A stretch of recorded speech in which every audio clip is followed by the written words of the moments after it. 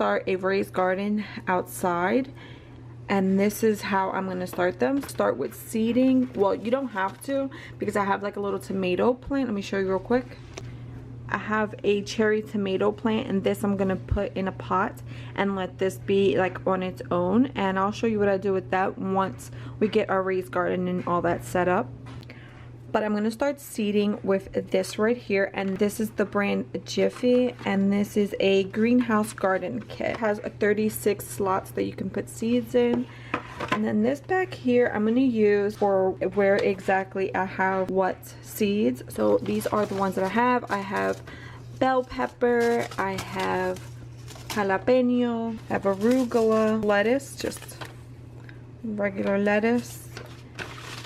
This is a pico de gallo mix. Then we have a lettuce mix. This is another tomato. This is another jalapeno. This is a zucchini, and this is a cucumber.